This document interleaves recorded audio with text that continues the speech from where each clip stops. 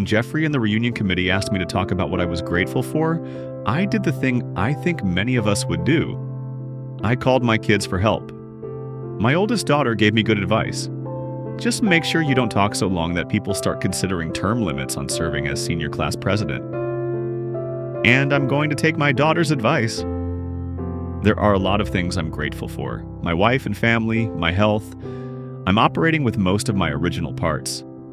I had fulfilling work that I'm happy to be done with.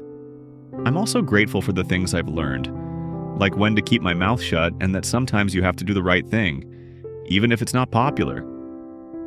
But there are 3 things I am grateful for that relate specifically to the class of '75 and our 50th reunion. First, I'm grateful that all of us in this room have made it this far. While there is no doubt that we are the old people now, we don't look or act or think like 67-year-olds did when we were at Elkton High School. At the reunion, I have been struck by the fact that so many of you have the same energy and enthusiasm that you had when we attended Elkton High School together. I do think making it this far is an accomplishment, because life is harder than I thought it would be when I was at Elkton High School. Adulting, as my kids refer to it, has more ups and downs than I expected. Life is difficult, expensive, and complicated. I don't know anyone who got a golden ticket in life, but we are still here. And many of us are now able to spend more time with family, volunteering, and hanging out with friends in a way we haven't been able to since high school. The second thing I'm grateful for is the diversity of our class. We were diverse in terms of identities, family backgrounds, and interests. At the time, I didn't realize that not everyone attended such a diverse school. I see now that having such a diverse class at Elkton High School was valuable because it gave all of us a better understanding of different points of view and greater empathy for people who have those points of view.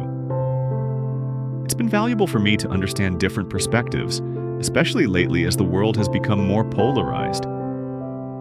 Understanding those perspectives has given me hope that we can continue to learn from each other. The third thing I'm grateful for is the ability to be here with people who knew me when I was young. Some of you may even remember me when I had a lot of hair and it was very red hair. When I think about my time at Elkton High School, I usually think of junior and senior years when we ran the school, with the help of Mr. Tenney and Mr. Schaefer. As I have been thinking about the reunion, I also remembered what it was like to be a 13-year-old freshman. We came from 3 different schools and really didn't know where we fit in this new and larger place or who our friends would be. We changed a lot and grew up together, so as we continue this time together before we go back to our normal lives, let's celebrate not only what we have learned since we were at Elkton, but also how we have maintained the youthful energy, curiosity, willingness to grow, and sense of community that drove us as young people, and still drives us now. Thank you for the opportunity to speak to the class once again.